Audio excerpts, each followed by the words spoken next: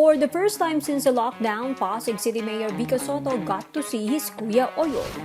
Thanks to the cast and crew of the GMA7 show Daddy's Girl, the TV show decided to set up its shoot in Pasig City's Rainforest Adventure Experience Park.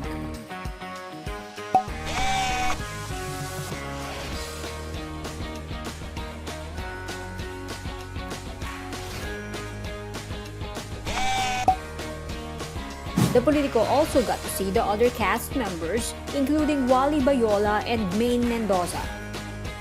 Unfortunately, Vico didn't get to see his dad, Vic Sotto, who remains at home being a senior citizen.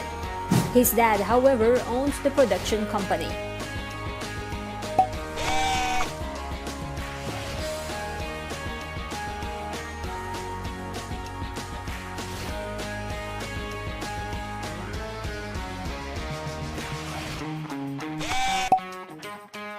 The mayor's caption on Instagram gave his Kuya Oyo a good laugh and earned blue hearts emoji from his ate Danica.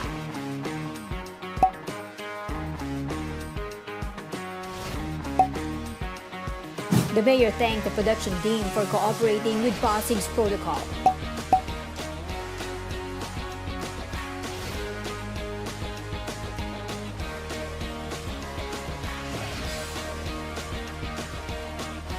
He also told a constituent there's a possibility the park may be partially opened in January.